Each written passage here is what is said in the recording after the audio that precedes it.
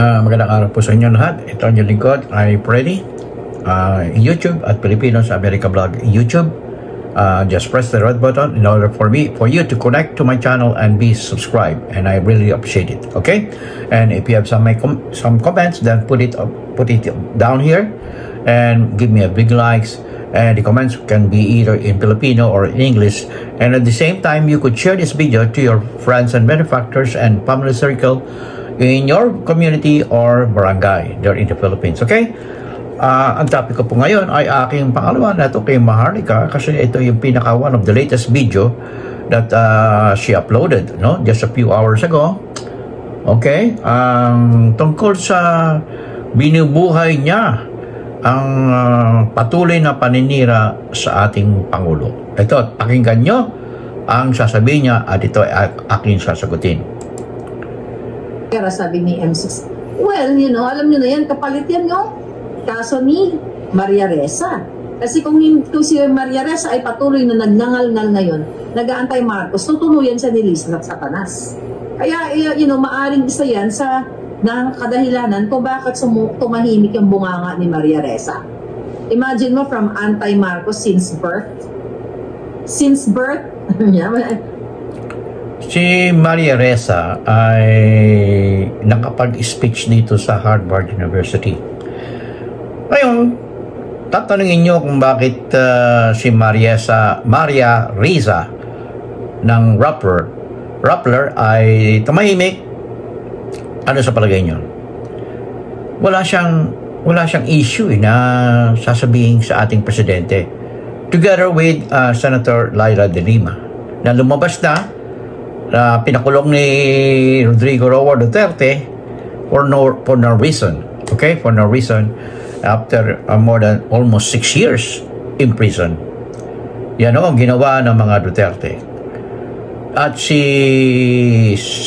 Secretary or Senator Leila de Lima ay bagamat may nakabinbin na charges sa kanya, ang lahat ng mga testigo ay tawag dito umatras, kasi pinurasure sila during the Duterte administration. Ngayon, si Maria Ressa walang makita together with Leila de Lima, kaya si Maria Ressa ay tumahimik at si Senator Leila de Lima ay nagbigay ng suporta kay Presidente Bongbong Marcos Sr. Bakit? Kasi gumanda ang ekonomiya. Lahat ng ginagawa ng ating presidente ay tinapalan ang lahat ng mga kamalian ng dating presidente Rodrigo Roa Duterte. Sangayon ba kayo? Lagay niyo sa inyong comment. Okay?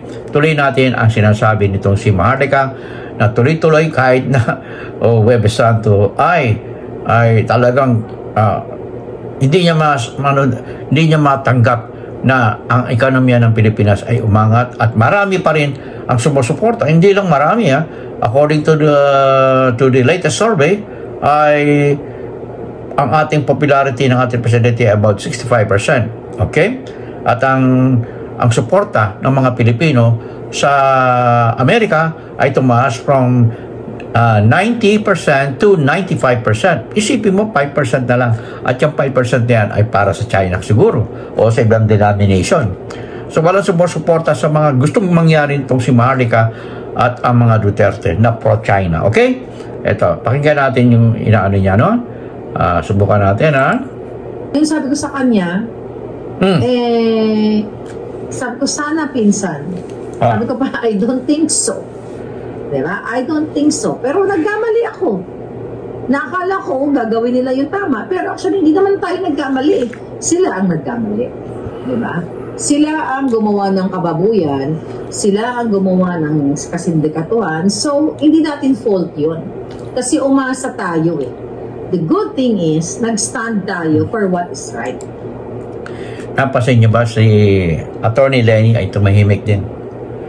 Wala kasing makita na ibabato kay Pangulong Bongbong Marcos Sr. Katunayan na ang Liberal Party ay dumidikit na ngayon sa partido ni Pangulong Bongbong Marcos Sr. at pamamalakad ng ating Pangulong Bongbong Marcos Sr. In fact, ang supporting ay ang pagtulong, ang pagkilala ng Amerika sa Administrasyon Marcos at maging Amerikano. Ang pinaka-latest development nga yung grupo ng mga senador at kongresista na buhat dito ay pumunta sa Malacanang, followed by Secretary Antony Blinken. Dumating dyan itong linggong ito si Secretary Antony Blinken. At ang pangako ng ating presidente rito sa Amerika, si President Joe Biden, ay talagang ironclad ang pagtatanggol ng Amerika sa Pilipinas. Katulad ng ginagawa ng Amerika diyan sa Ukraine, di ba? At sa Israel ginawa din niya. At yung mga barko na dumadaan diyan sa malapit diyan sa pinagmumula ng away ngayon sa Red Sea, ay ang Amerika ang nagtatanggol diyan sa mga pirata diyan sa lugar na yan sa Red Sea. Di ba may ilan yung namatay na Pilipino diyan na binomba ng missile ng mga pirata diyan sa Red Sea. Okay? Kaya ganyan katatag ang Amerika. Pag sinabi niya ironclad in accordance to mutual defense, at ang sabi ng Amerika, isang sundalo lang ng Pilipino ang mamatay, automatic na yan. Hindi niya iintayin ang Pilipinas na mag-request ng assistant. Sila na susugod laban sa China. At ang China ay hindi kaya niyan. Kasi ang ilan ng population nila, 1.6 billion people. At kung sila ay nasa gera at wala silang kasanayan sa gera, ang mangyayari diyan, magugutom ang kanilang populasyon of 1.6 billion. Paano nila pakakanin? Sila ang pupugutan ng ulo ng mga tao diyan sa China. Okay? So, makikita nyo ang na sinasabi ni Harry Roque na hindi raw ipagtatanggol ng Amerika ang Pilipinas. Mr. Harry Roque, what is your proof?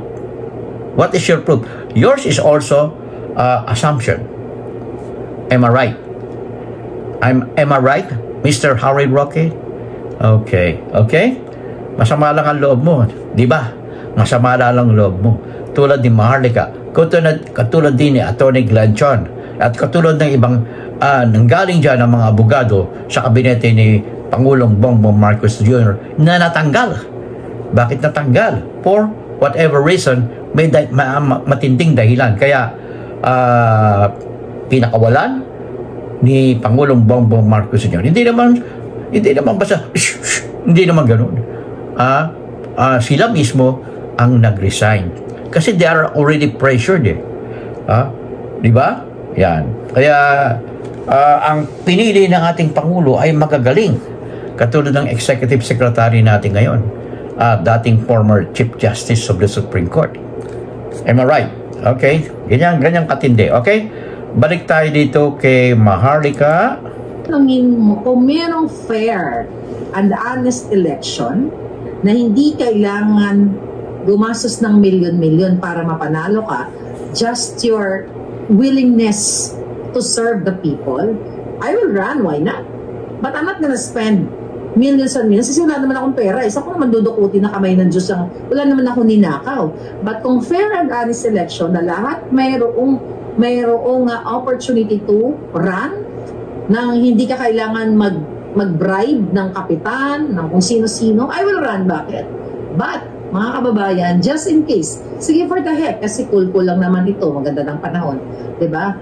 For the heck sa ating Chika Boom Boom, kunyari ako ay nasa Kongreso or Senado, whatever, saan man, I will make sure na yung lahat ng budget transparent. Kunyari, may budget akong 50 million, it should be transparent. Ito, di ba sinabi siya, ito pala. Okay, excuse me. Marika, narito ka sa Amerika. Nakikita mo ang mga kumakandidato dito. May mga pera. Usually may mga pera. O nangungulekta sila ng voluntary contribution. voluntary, without expecting anything from what you give it to the candidate. Ganito po dito sa Amerika. Nag-iipon sila ng budget. At pag yun, yung recipient nun ay ginastos niya for whatever, nananagot. Meron na ho dyan. Ako nakita, nakulong for just attempting to solicit money for whatever reason. Nakulong ho siya. Nakulong ho. Kaya may pitiho dito sa Amerika. Okay? So yung sinasabi ho ni Maharlika na ito ay puro walang katotohanan, katang isip lang niya. Okay? Okay, balik tayo sa kay Maharlika. Tingnan natin kung ano susunod niyang topic. Sa support. Kasi hindi ko naman kailangan lumapit. Kasi hindi ako qualified. Okay? Hindi ako qualified. Mga subsidy. May subsidy dapat talagang intact, sabi ni yes. Mga kapulisan natin. Dapat hindi pwede yung... Sa kanya na mismo, nadinig nyo, hindi siya qualified. Hindi siya qualified. At maging dito sa Amerika, hindi rin siya qualified. Ano itong pinagpuputok na butsin niya? Naggalit na galit siya. Siya ang isa sa dahilan kung bakit nanalo ang Pangulong Bongbong Marcos Jr. Together with attorney Glenn Chong. Ngayon ay silang dalawa ang matinding kaaway ng Pangulong Bongbong Marcos Jr. dahil hindi sila napagbigyan. Okay?